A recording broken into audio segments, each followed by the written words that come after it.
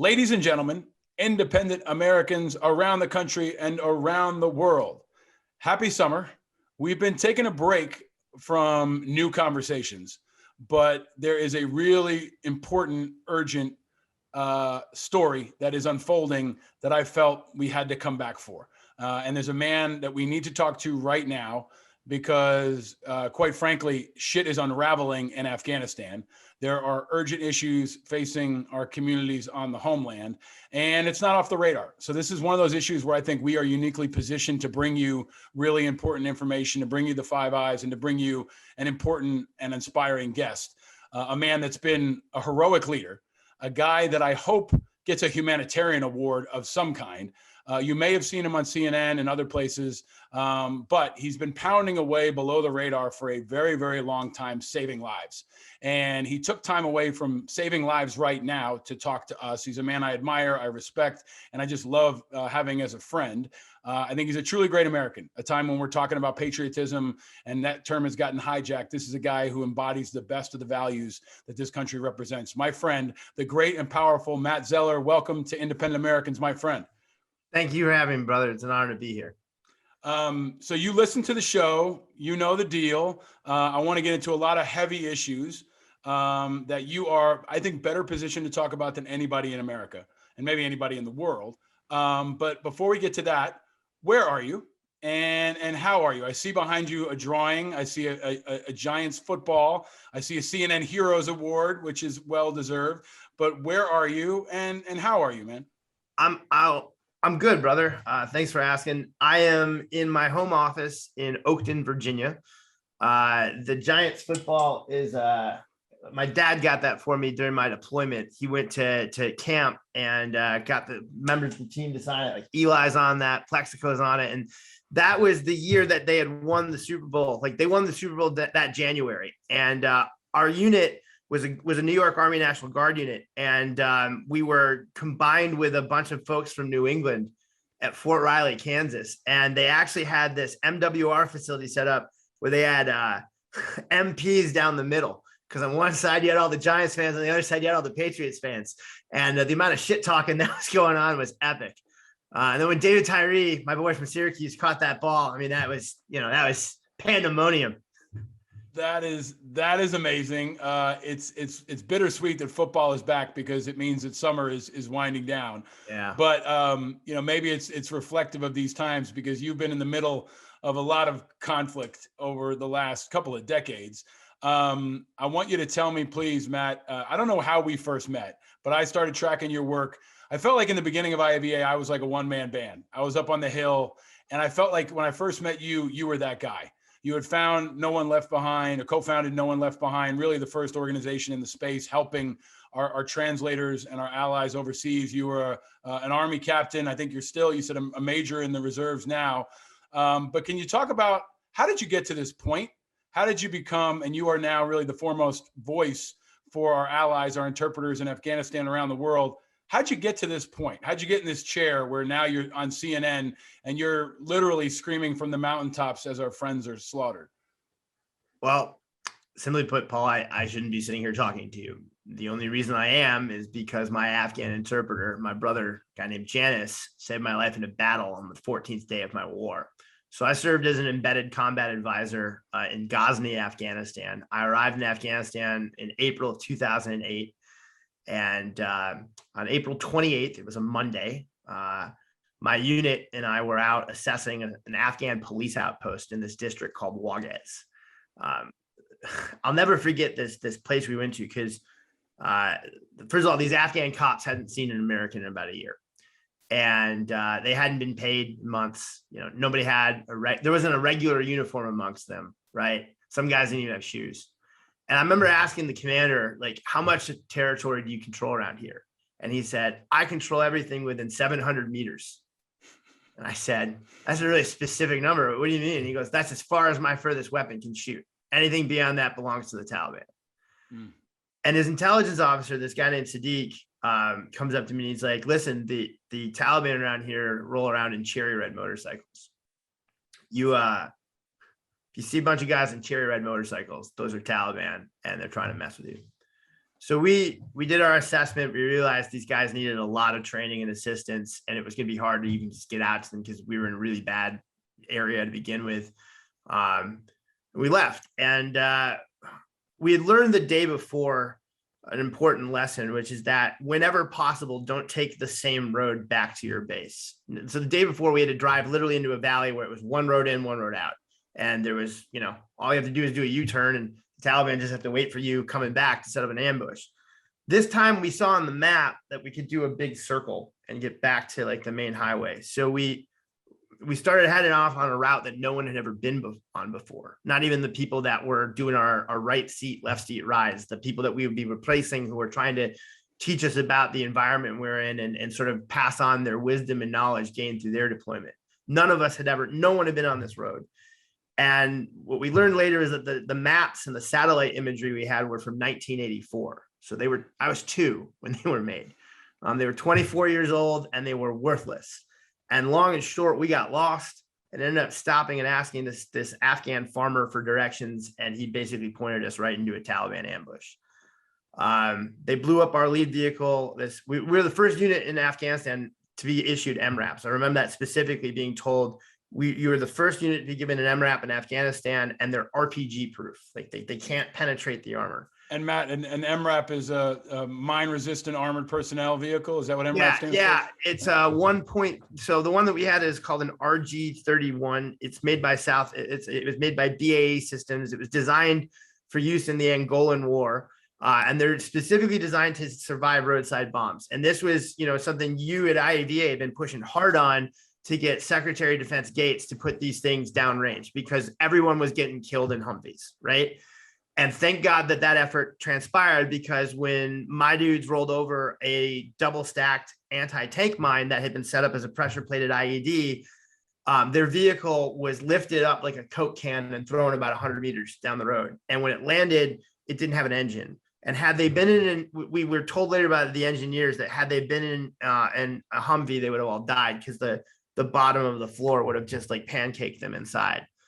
Long story short, we were told that we had to guard this down vehicle until it was properly towed away. And we knew that at some point we were going to get attacked because we were just in the middle of a kill zone. We were in the middle of literally a farmer's field with no cover, no concealment on the outskirts of this village.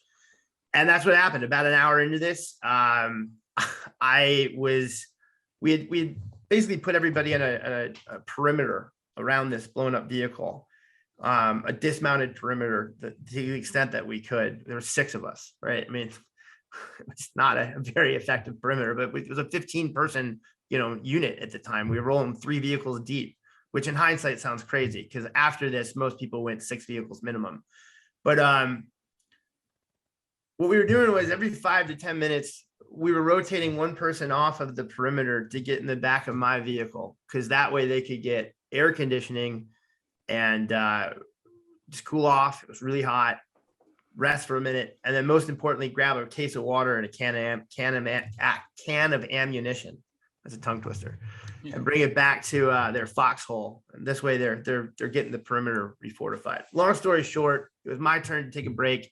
I was in the back of the vehicle. I was gonna literally just sit down and take my 5 minutes of AC, and our medic was playing patty cake with our interpreter Fareed. Now, Fareed had just survived the IAD blast. He had been in that vehicle. It was the 6th one he had survived in life thus far.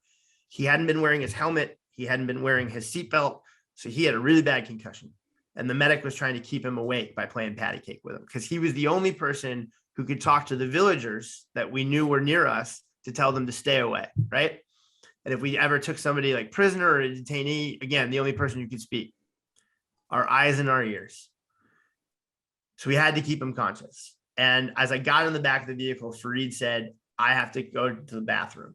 And I looked at our medic, Scott, and I said, Doc, you got to go with him. And so as they got out of the back of the vehicle, I realized that I was going to be all alone by myself and that I didn't want to, I didn't need the 5 minutes and I was just going to get back to my foxhole. And so I turned around and said, Fareed, give me a cigarette. And as he was putting a cigarette in my mouth and lighting it for me, Doc raised his M4 up to look through his ACOG scope at this guy who was on a cherry red motorcycle on the top of a ridge looking at us with binoculars and a radio. And he's saying, hey, isn't it that guy? And the next thing I remember, I was on the ground And it was the damnedest thing. The dirt was jumping in front of me, and I couldn't make sense of it because no one had ever briefed me on Asian jumping dirt. But there it was, dirt that could violate the fundamental laws of physics. It went up and down, up and down. I was mesmerized by this. And then I started to hear like sound come back. It sounded like firecrackers going off over my head. And that's when my brain kicked in and said, no, dummy, it's not jumping dirt. Those are bullets hitting the dirt in front of you. You're getting shot at. And this kicked off. What ended up learning later was that they fired a rocket propelled grenade into my vehicle, which was very much not RPG proof. We didn't have any like the screens or anything later that they put on. It was just a vehicle basically coming off the line at the factory. Went right through the armor like a hot knife through butter. Had I been sitting inside taking my 5 minutes, it would have hit me in my right kidney and split me in half, killing me instantly. Instead, I got thrown like forward and knocked on the ground. And then this firefight kicked off for the next hour. And what I learned later from a drone operator is they told us that there was 50 of them versus like the 15 of us. And, they were using 2 mortar tubes because they were walking rounds in on us. So that guy on the motorcycle was what's called their forward observer. For your audience who's not familiar with it, it's literally the person who's watching where the artillery lands and then telling people who are shooting it how to adjust it to hit us. And they bracketed us just like we would to somebody else and then walked it in on us. And it just, I remember this round, about an hour into this round landed about 10 meters or so from me. It sent me flying into a hole. And I remember when I came to consciousness, I was looking at my watch and it said 1650, so 4:50 in the afternoon. I just thought, I'm 26 years old and I'm going to die today because that's it. Like that, the next one's going to land right on top of me. And I was out of grenades. And I was starting to run low on bullets for my M4, and I was separated from everybody else at this point in the middle of this field. And then I started praying. And then I figured I was going to go out fighting. So I stood up back to start shooting again. And then someone yelled, Zeller, don't shoot to your 6, friendlies to your rear. And I turned, and there were these 3 up armored Humvees driving like bats out of hell coming from the village. And the lead one gets up right next to me, and the driver's side door flings open. And it's this guy named Mark Robertson, who's this sergeant from South Carolina, who went, hey, sir, I hear you're in a pickle. I brought a Mark 19 grenade launcher. Where do you want it? And you have to understand, the people that showed up were all the guys from our unit who had been ordered not to come rescue us. And they defied it anyways. They said, no, fuck that. We're going to get our dudes. And most of the guys who showed up were all New York City kids who had joined because of 9/11. And this was like their first thing. And the guy rocking the Mark 19 was this, he's not a sergeant, but at the time he was a specialist, guy named Felix Camacho, who just had this shit-eating grin on his face as he charged the fucking handle back. And I pointed up the ridgeline. I said, everything up there's got to go. And Robinson turns and goes, come on, Camacho, let's go hunting. and they drove off. And I will freely admit to losing my military bearing, because I should have turned back to monitor my field of fire. Instead, I turned to watch the assault of the ridgeline. And in so doing, I missed the 2 dudes who rounded there was this mosque near us that they rounded the corner, and I guess started running at me with their weapons drawn. So as this vehicle is driving away, in the back seat is the interpreter who had volunteered to go on the rescue mission, this guy named Janice, who I had met 10 days prior in a receiving line. And which all we had said to each other in life at this point was, hi, my name is so-and-so. I look forward to working with you. And then I went on to the next person in line. So he's in the back of the vehicle and he's looking around trying to like assess the battle. And he sees me as they're driving away. And then he sees the 2 dudes running, and he just pops the door open and jumps out, runs across the battlefield as they start to go up the hill, and runs up to me and shoulder checks me. So from my perspective, it felt like getting checked into the boards in hockey, or like someone knocking your ass in football. But at the same time he hit me, he also shot his AK-47. And in my brain, I went, well, that's it. I've just been hit. We don't have AK-47s. There's no armed Afghans on our side on the battlefield that I've seen. I must have just gotten shot. And I had landed back in the hole I had just climbed out of. And so I'm laying on my back, and the wind's knocked out of me, and I'm looking up, and there's this Afghan man standing over me. He's wearing these old U.S. Army jungle battle fatigues, right? BDUs. And he's got this ill-fitted Indian Army surplus body armor on it. It would barely have done anything if he gotten hit. And he's looking down at me, and I'm looking up at him, and I finally get, enough air in my lungs. I say, who the fuck are you? And he looks down at me, and he puts his hand out, and he says, I'm Janice. I'm one of your translators. you're not safe. It's the understatement of my life. He pulls me up out of this hole. And as he does that, I look past him, and that's where I see the bodies of the 2 guys that he just shot and killed, saving my life. I don't get a chance to talk to him till the next morning. But when I do, I realize instantly that there are certain people that come into your life that you're supposed to know, right? And that there's a life before them and a life after them. And he is, not everybody gets to meet their guardian angel, but I did. And he's become my best friend and my brother. But at that moment, we didn't know each other. And that was what was so odd to me, because I found him the next morning when we finally had a chance to actually sit down and talk, eating alone in our chow hall. And I asked him, if I could eat with him, and he said, sure. And I sat down and I said, you saved my life yesterday. I owe you a life debt. Do you understand that means I'll do anything to repay this, to include if you need me to, I'll commandeer an aircraft to come get you at some point. I don't even know you, man. Like, I didn't know his name. I didn't know anything about him. Nothing. I knew literally nothing about this guy. That his name is Janice, and he shot and killed 2 guys the day before. And I said, why'd you do it? And he's like, well, you're a guest in my country. I take the bullet before you do. I was like, wow, you're a real hell of a shot. I'm glad you're on our side. I was like, wait a minute, why are you on our side? And he goes, well, you know nothing about Afghans. I was like, you're right. Will you teach me? He goes, okay. First lesson, I'm on your side because my mom would have kicked my ass if I joined the Taliban. I was like, wait a minute. That makes no. Are you telling me everybody on the other side of yesterday's battle had mom's permission to be there? He's like, yeah, if mom's still alive, absolutely. I go, well, I don't understand something. Why? He goes, well, it's simple. Afghan men can't do anything without the blessings of their mothers. And then he got really serious. He goes, that's why they burned down girls' schools. That's why the Taliban attacked the women, because they're afraid of an Afghanistan that's filled with moms like mine. Because if it's filled with moms like mine, you see, my mom can read. So she's read the Quran, and she knows what they preach is bullshit. It's not Islam. And that's what they're afraid of, is a generation of literate women who grow up and turn to their sons and say, they aren't really Muslims. They're bad people. You can't join them, because then their movement dies. That completely changed my whole thinking about how we were going to go about being mentors, like what we should be like focusing on in terms of like our long-term like goal. We set up a couple of high schools and elementary schools for women. That was probably the most like lasting, enduring thing. Like if you're looking back on now how Afghanistan is collapsing, and it seemingly looks like the last 20 years were like nothing. I mean, there's a great New York Times article. Tim Gibbons Neff is over there, and he went on this helicopter flight a couple of weeks ago down to Helmand with the Afghan army, and he's flying over like places where he lost friends and they built FOBs, and it's just all gone. He's like it was like we were never there. And I can't help but think that if there's one legacy that we've left behind in Afghanistan that will outlast us and is positive, it's we taught a lot of women how to read. And maybe that's the one sort of thing I have hope for if they can survive. But the long and short of all of this was I made Janice my personal interpreter for the rest of the year. And when I got home from Afghanistan, I got to come back to safety. He went on to the next unit, the next mission. And he got in touch with me shortly after I got back in the States. And he said, look, the Taliban have a bounty on my head. They're hunting me. They're going to kill me because of what I've done for you and your country. There's this new visa program. It was just created, this year, called the Special Immigration Visa Program. And it requires someone like you who has worked with me to nominate me for the visa. Would you do that? And I said, sure, thinking naively it would take 6 months, maybe a year. 4 years later, we were still waiting for his visa.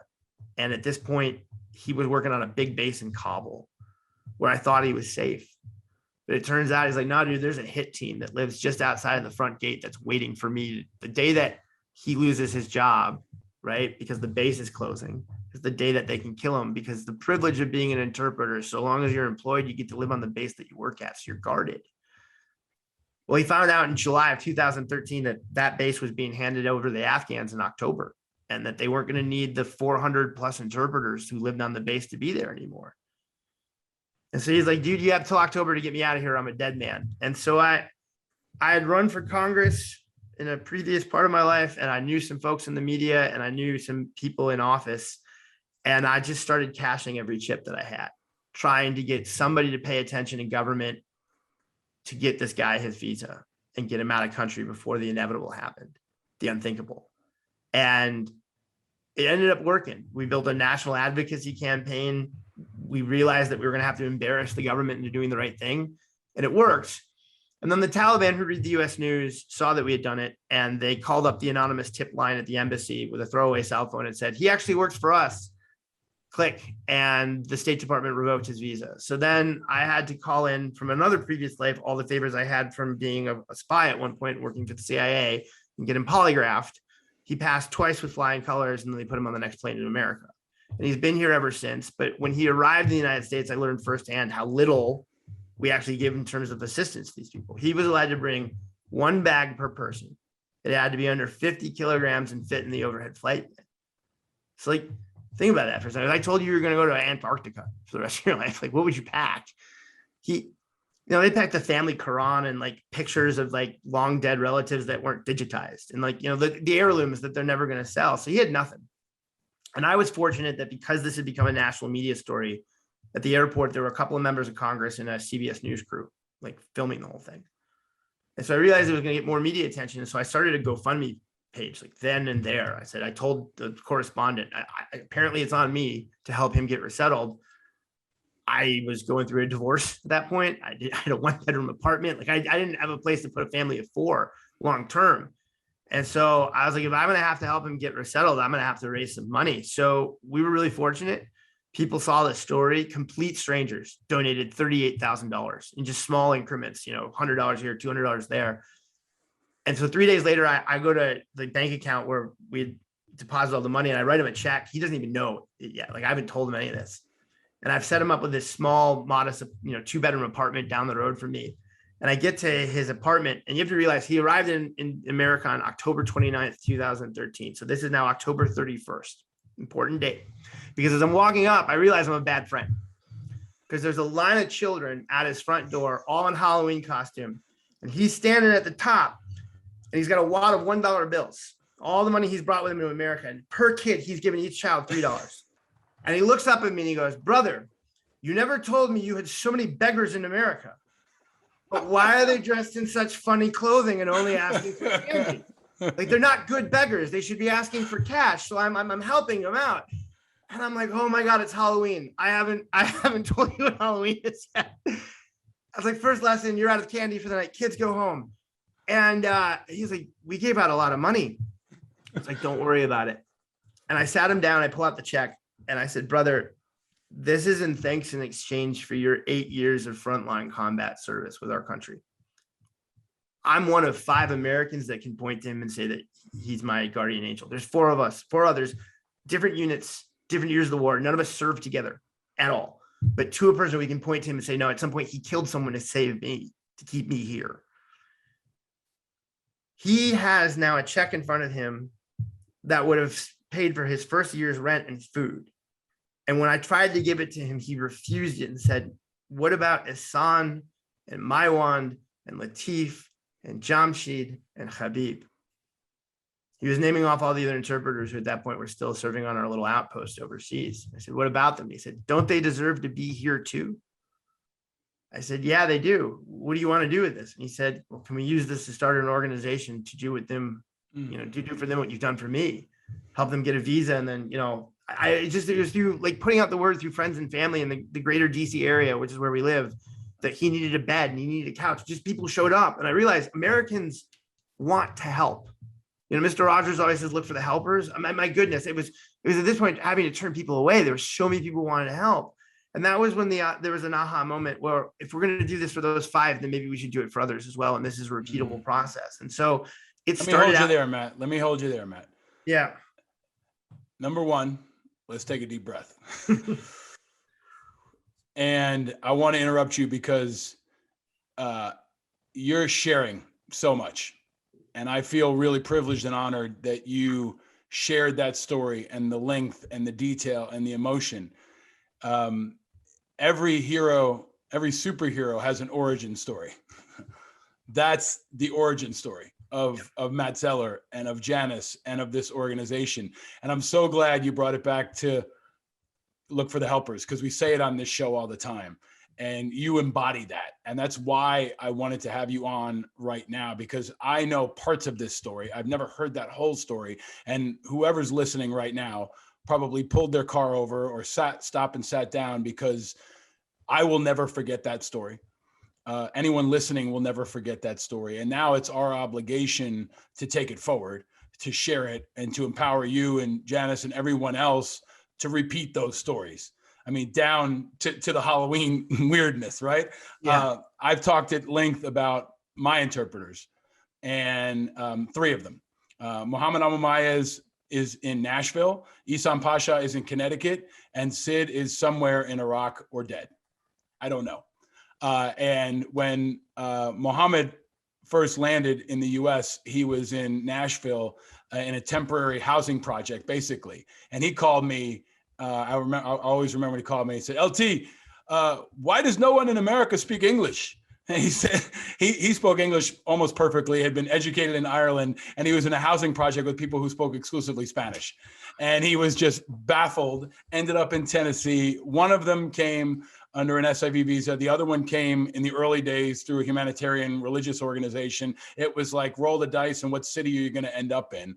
But I think that's part of how you and I first connected, is in the early days of advocating for Iraqi interpreters, and telling these stories. And frankly, not thinking it would take this long to understand the moral imperative, the urgency of these stories, and the strategic imperative. If we don't take care of these folks, not only is it, in my view, blood on our hands and a moral imperative, it's terrible for our national security, because, as you have so eloquently stated, if we don't stand up for Janice and Mohammed and Isam, they're not going to stand up for us in the future. And not just in Afghanistan, and not just in Iraq. It might be in the war against North Korea. It might be in a war against Russia. It might be in whatever comes down in the future for generations to come. So this is so important. But the human part of the story that you just shared is why I do this podcast. Because you're on CNN and you're banging out interviews and ringing the bell in between Viagra commercials and MyPillow commercials, but you never get to unpack the magnitude of the story on a human level. And I'm grateful for it. I think it was one of the Medal of Honor recipients, Bud Buka, told me that every time a Medal of Honor recipient tells the story, it hurts, because you have to kind of rip it out of your body, and it damages your body along the way, and it damages your mind and your spirit. And I feel like that's what you just did. Sharing that story is painful and hard and courageous. And I want to thank you for it, because if people listening to nothing else, they heard that, and I hope they are forever changed. Now we sit here where there are, you paint the picture for me, 70,000 or so people, 88,000 people. Okay. So that's 20,000 interpreters. Let's talk about, break down, interestingly, you're still in the Army Reserves IRR. So you're a major in the break glass in case of World War III list. Right. So if World War III happens, they can call you off active duty and send you back. Or I don't know, if Biden loses and another president is elected and decides to go back into Afghanistan and activate the IRR, there is a very remote scenario where you could end up going back into Afghanistan. Yeah. Right. Yeah. And we as a country could end up going back into Afghanistan. But right now, Afghanistan is spiraling downward, as I predicted, as you predicted, as so many others did. The Taliban is rampaging across the country. But just start with, before we get to the national security military component, which I know is intertwined, paint the picture for people. How many people like Janice are left behind right now? And what, in your view, should we be doing about it? So right now, there are 20,000 individuals who have applied for something called the special immigration visa.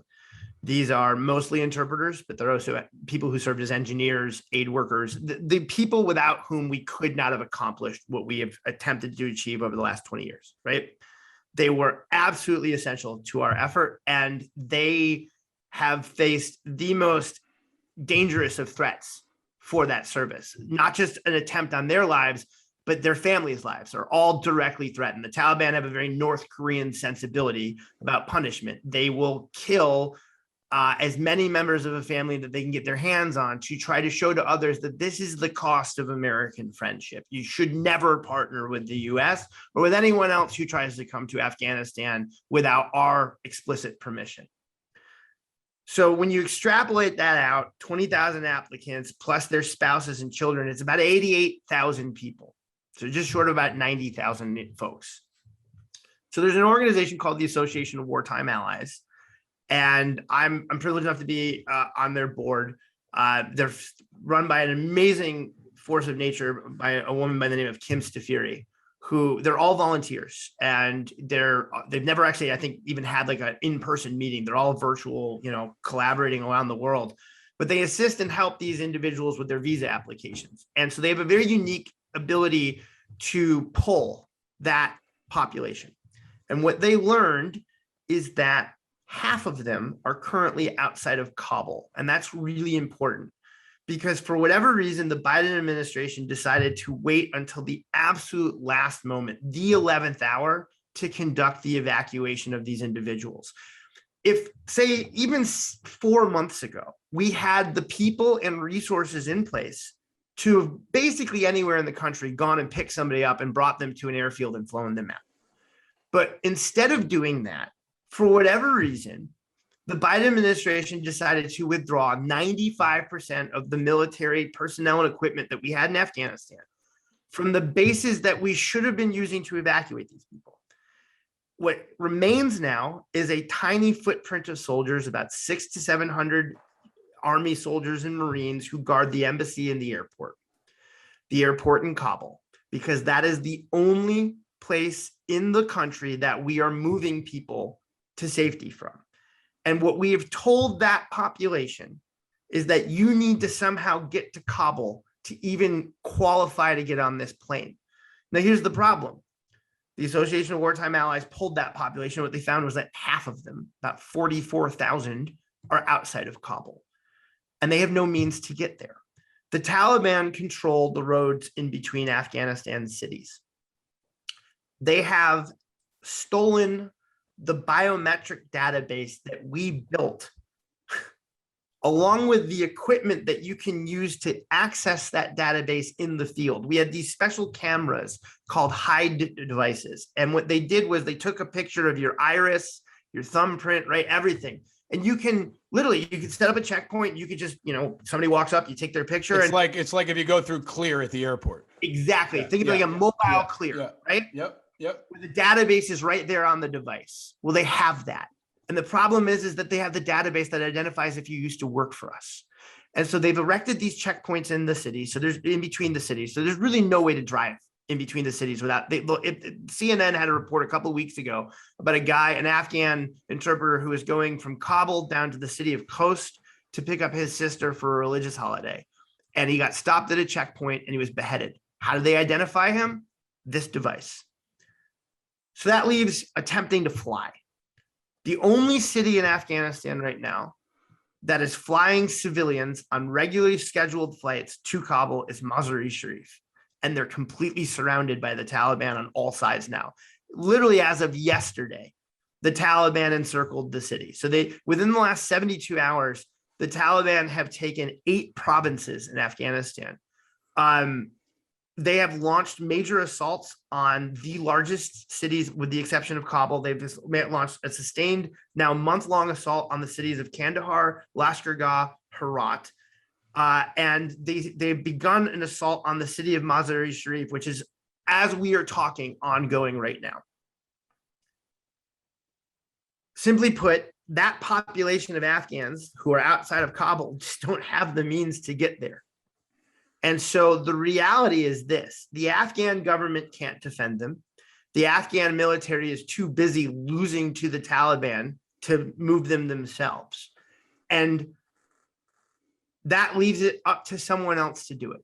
So the only entity that I know of on the planet that has the equipment and the resources and the cash to pull this off in the speed that it would be needed would be the United States military, right? Or some component of NATO. And yet there's clearly not the political will to do that. And so let me pause you there again, Matt, if I can. Yeah, right? Sure. So we're going to have to take pit stops at some point because this is an intense race we're in, and you're doing a brilliant job of painting the picture. But for the Afghans like Janice on the ground right now, it's basically the zombie apocalypse unfolding. and they're all running for the same watchtower while the Correct. zombie apocalypse surrounds them and sweeps them up and beheads them and firebombs their houses and kills their children. We don't even know how many are going to die today, right? But every day, we've used the hashtag "Our friends are dying," right? So every day, people like Janice are dead. Every day we wait, more of them are dead. And that message cascades and the Taliban takes over more and more of the country. I and you and many others were outspoken about this from the moment that Biden announced we were out. It was months ago, 4 months ago, 5 months ago. He said we're going to be out by September 11th. We figured the next announcement would be, and here's how we're going to get everybody out. Yep. They fucked this up in a way that is incomprehensible. Failure to plan is planning to fail. And now they've gotten 1,000 out, I think yesterday, maybe 400 out last week, an infinitesimal amount, of course, significant, but not close to the amount of people that we needed to get out. And this has been done before. And Tebe in Israel, we've done it before. There is a logistical way to pull this off. The thing that we didn't have on that list that you mentioned was the will. So it seems like, I'm putting this squarely on the feet of Joe Biden. I've been outspoken about my support for him on issues, but I do not understand how and why they fucked this up so badly. And now they continue to drag their feet when really what you're saying is get them all out, line them up on planes. At least the 20,000 who have been iris scanned and we have their biometric data. You can get people out in plane load after plane load. You've got a great graphic that you tweet almost every day that shows how we could do it. They came back and said, well, we have to figure out where to put them. They didn't plan for that either. If they don't want to bring them to South Carolina or they don't want to bring them to Texas, I want to ask you about the Guam option, which we have, I think, agreed is a good option. But now they're talking about places like Kazakhstan with human rights violations and other places where they also won't be safe. So take them from one part of the zombie apocalypse and put them somewhere else where they might die from something else. But let me ask you this. Number one, let's just answer this question. Why did they fuck this up so badly? I know we can't get inside their heads, but is there some political element or financial element? Is it a failure to recognize that it was going to be this bad? Because the one thing I have been critical about, look, I don't think we should stay, okay? But we don't have to leave like this. And you don't need a reinvasion to save these people. This is a logistical challenge. It doesn't have to be the reinvasion of the 82nd Airborne, right? We could have pulled this off before, and every day we wait, it gets harder. But why is this happening, Matt? So, at the end of a war, there's two questions that loom large, right? The first is, was it worth it? And the second is, how do you end it? History gets to answer the first one. We don't. But we get to answer the latter. And right now, how we're ending it is with profound shame. It seems to be that there are two camps within this White House. So when you talk about a plan, I was taught as young Army, I was enlisted first. I was private all the way up to sergeant. And I was taught as a young enlisted soldier that if I identified a problem, I was never to also come without that problem, also having a solution, being suggested, right? If you're going to bitch about something, at least have a way to try to resolve it, right? Okay. So October of last year, Kim Stafiri calls me up and she says, it doesn't matter who wins the election. We're out of Afghanistan. And we need to start moving these people now. I said, you're right. I go, what do you propose? She goes, we gotta sound the alarm bells. I said, well, in DC, that's done with white papers. You write a paper, you get it to the right people, you try to communicate that way. So we sat down and we wrote this over the winter. We gave it to the Biden administration in January. We sent it to them. People like Jake Sullivan, sent it right to their email addresses, knowing that they received it. And we heard nothing. And I figured, okay, they're the busiest people in the world. They've got 1 trillion fires that they've inherited from the Trump dumpster, administration. They clearly are, maybe this just got lost in the shuffle. I'll put it back on the top of their inbox. Nothing. Okay, well, maybe we didn't go big enough because it was just a private white paper. Maybe we need to put some institutions on it, the size of the Association of Wartime Allies. So we reached out to, people like the International Refugee Assistance Project, the Truman Project, Human Rights First, Veterans for American Ideals, IAVA, right? We said, hey, let's get together. Let's put a little coalition together. Let's do a joint communication, put out a little bit of publication, put some spotlight on this. Great. We, in that report, specifically sounded the alarm and say, you know what? You got to get them out now. Just as you said, we have to identify a place to put them. Let's bring them to Guam. We've done it in the past. We did it in 1975 with 130,000 Vietnamese. We did it in 1996 with 6,000 Kurdish allies. Let's do it now. And nothing. Radio silence. So then we really escalated. We went more and more in the media. And this is when we finally started to hear just leaks. This administration seems to communicate through leaks and press releases. And what we were hearing from the leaks was that there were two camps within the White House. The national security camp wanted to do this and understood the cost if we don't, right? They understood it's their personnel that bears the brunt of this in the future, right? And it's not just, by the way, soldiers, sailors, airmen, Marines, and guardians, whatever we're calling them these days. It's also diplomats, Peace Corps workers, even tourists, right? Like, this is how America projects itself to the world. And unlike Vietnam, by the way, the Taliban have one of these, right? Everyone has a phone now, and they can broadcast what's going to happen to our allies after we abandon them. That's the one thing about Vietnam that people don't seem to realize is we're not haunted by that footage. We know of it because we carry a cultural memory through the Vietnam veterans who are burdened with that moral injury and have been for the last half century. But we aren't confronted with its visual narrative, which, like, we're going to be through this one. There are going to be videos that follow us forever of these people's executions and their mass murders.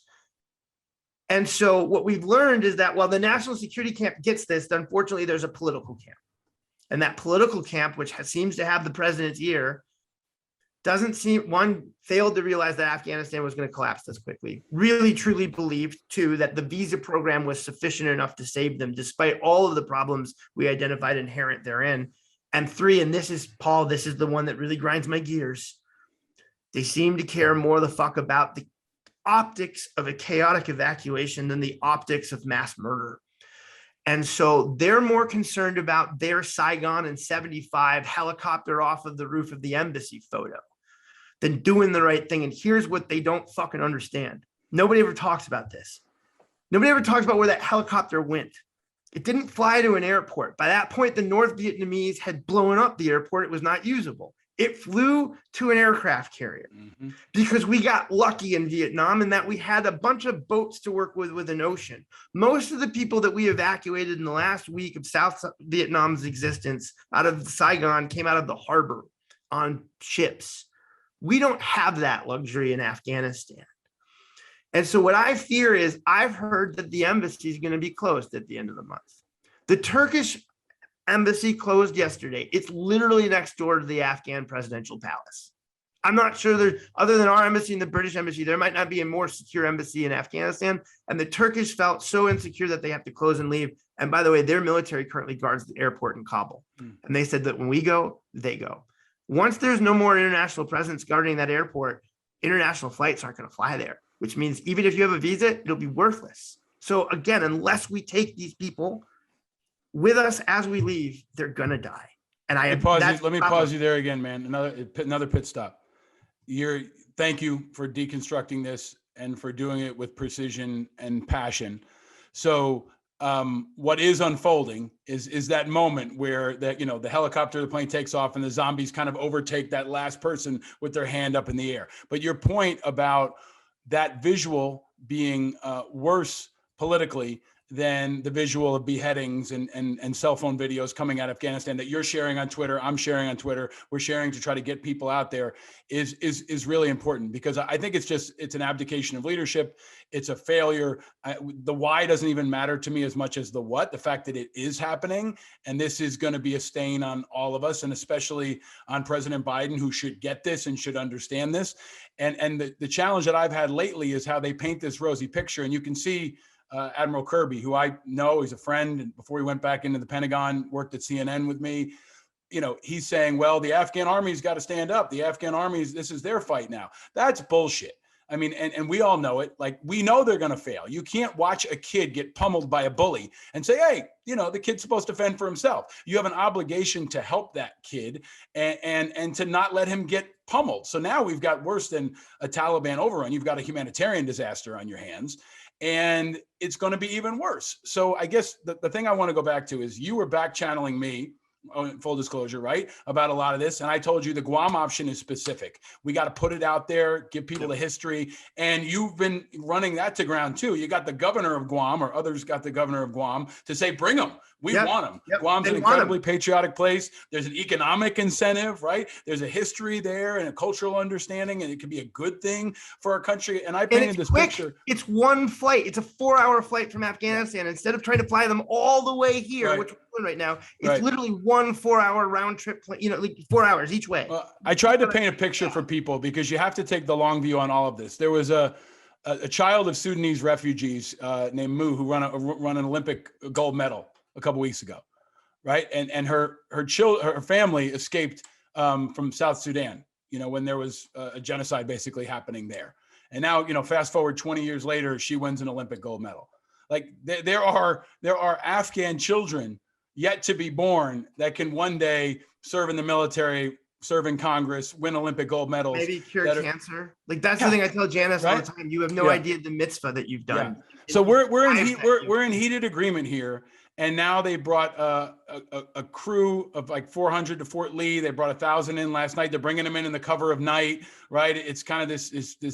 I mean, they should be coming home to ticker tape parades, in my view. But again, the political issue is there, and you see the White House continuing to really downplay it. Like Biden should be there, welcoming them, right? The Secretary of Defense could be there, welcoming. But there's this political through line now where it's becoming overly politicized, and Biden's getting swept up in it. Same thing with the vaccine. He should have mandated the vaccine in the military months ago, but he didn't want the political flack, so he kind of hedged, and he refused to bite the bullet. And this is where the rubber meets the road for me, for a commander-in-chief. The national security decisions, the hard decisions, where you take political flack, but you do the right thing. And they're not doing the right thing. So let's take this all the way out to its conclusion, Matt. The Taliban will take over the country fully, including Kabul, in the next 30 days. That's what the government. So I said, I looked back on Twitter because I wanted to make sure I kept the record of it. On July the 6th, I posted the Afghan collapse and Taliban conquest is going so quickly that Kabul may fall within weeks. And I stand by that. I don't think they last through the end of the year. 30 days, it's really going to come down to this. They're fighting a war of attrition. So 2 weeks ago, a really key event happened. The Taliban took the border crossing between Afghanistan and Pakistan at Spin Boldak. And now that they have that, they basically have an unfettered means of being able to throw fighters and equipment into the country. And they basically had a reserve army waiting in the tribal areas, right? Their strategy is simple. They want to outbleed the Afghan military. They're going to lose people, but so are the Afghans. And the Afghans are losing their most important soldiers, the commandos and their pilots. And once those people are gone, that's it. They can't defend Kabul, and they know it. So they're attriting them down everywhere else in the country right now. And if they lose, like places in like Mazar-e Sharif or Lashkar-Gah, and those cities start falling, it's only a matter of time before the rest of the dominoes come and the zombies sweep over Kabul, right? And so the Taliban will get surface-to-air missiles from Iran, Russia. They've already bought them. They've already got them, right? And so they'll shoot down whatever air superiority the Afghan army has that's supported by us. And if they don't, as you said, they'll kill pilots on the ground. They've already started. They literally started an assassination campaign in Kabul over the weekend. They killed 2 of the helicopter pilots. There's not many left. Like Jack McCain has been posting about it on Twitter because he trained a bunch of these guys. And he was saying something like out of the 32 graduates of this one class, 7 are alive left now. I mean, it's just nuts. You can't sustain that type of losses. So what we're going to see unfold is a different kind of catastrophe that I want to underscore for all the people who say, hey, we had to get out of Afghanistan. This was going to happen anyway. We didn't have to get out like this. This wasn't going to happen anyway. Could have saved these people. We could have saved these people, and we still can save more. So I know that you and I and anyone listening now, I hope, will keep the pedal down, no matter how fast this unravels. In the meantime, let me ask you a really pointed question. Everybody should follow you on Twitter and support all the organizations that you're a part of and follow you in the media and continue to track on this issue. But what can people do right now? We always say stay vigilant. They can obviously support the Wartime Allies Coalition that you've created. They can donate money. And are there also Afghan families that are resettling here that need help? Can you break that down a little bit? If I'm living in Kansas City or Miami and Texas and I want to help, what can I do?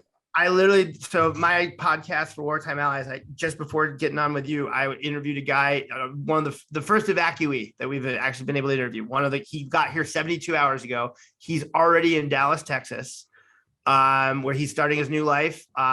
It's just, you could see the relief on his face. It was palpable. So there's 20 cities around the country that have been identified as resettlement sites. There are organizations like the International Rescue Committee, Lutheran Immigration and Refugee Services, Catholic Charities, HIAS, and No One Left Behind. These organizations are involved in actually helping these people now transition to their new lives in America. If people want to help, that's where you can be of best service. And I think also, quite frankly, where you're going to get the most value out of it. So you could donate money and whatnot. But what I would recommend is I always ask people to try to become somebody's first friend. And the idea is, if you can, call up one of the local refugee resettlement organizations in your community and just say, if you have any Afghans coming to the area, offer yourself as someone who would like to serve as a mentor and just somebody who can answer the basic life questions. I mean, these are people who have never used credit cards. They've never seen an escalator, right? They don't understand most of our 21st century culture that we've grown up with. They're not going to understand social security numbers or how to apply for jobs online. And so all of those life questions, they just need someone to call up.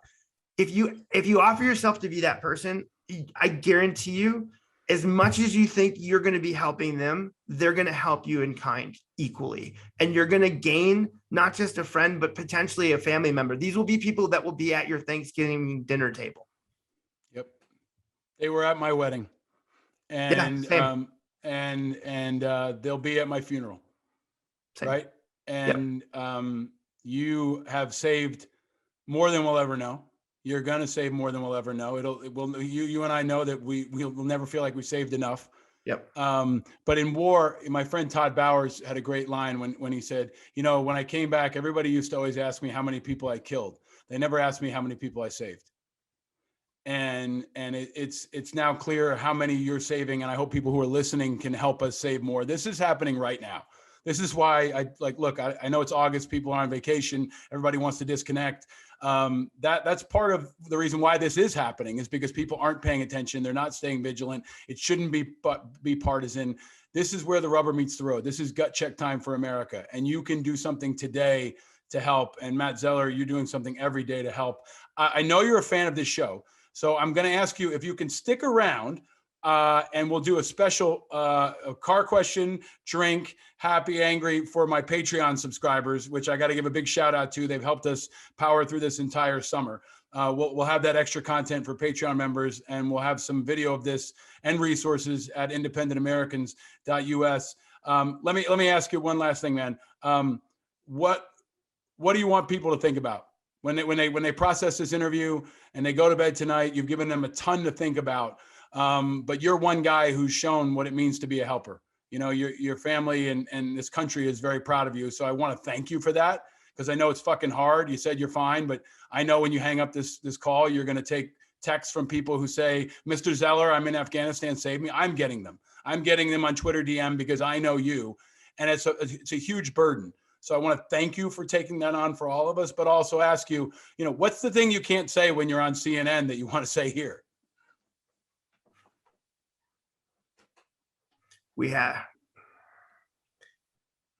I don't know how I'm going to forgive my country for not having the courage and conviction to do the right thing.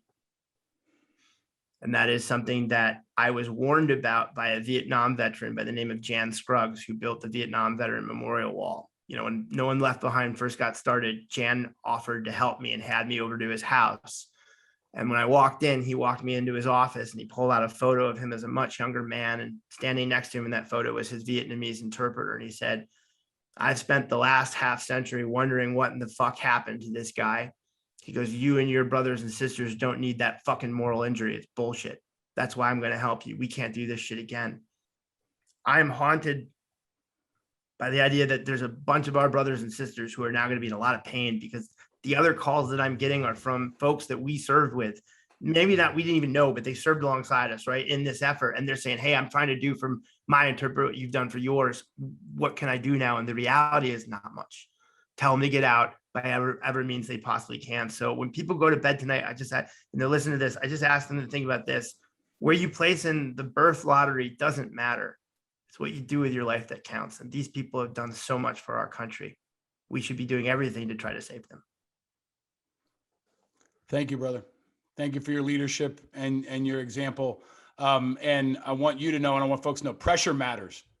The Biden administration is responding because they're feeling the pressure. So keep it up. Keep the pedal down in whatever way you can. Call the White House, tweet, share media clips, donate money. Together, we are moving the needle. And every day there can be another plane load of Janices who have a new life.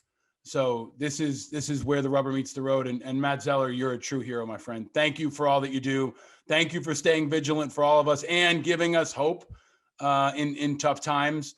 You're going to continue to do great things and change and save lives. And we've got your back right now. So thank you for all you do, my brother. We're going to track and keep sharing the word. Thank you, brother. And thanks for all you've done. People don't know how supportive you've been. So I'm just going to give you a quick shout out before we go. Paul, without Paul, none of this gets done. Like, Paul has been just so influential behind the scenes and making sure that we get the proper media coverage, that people with the ability to actually give this issue gave it spotlight and attention and cared about it. And so, Paul, without you, none of this happens. So, brother, I thank you for lighting the torch for so many to see when no one was paying attention. Well, one team, one fight. If I'm going to be a real friend to you, I'm going to end this so you can get to the Dodger game that you want to go to. So thank you, my friend. Stick around for a Patreon exclusive. But our friends, this is the amazing Matt Zeller. Stay vigilant, Matt. Thank you. Thanks, brother.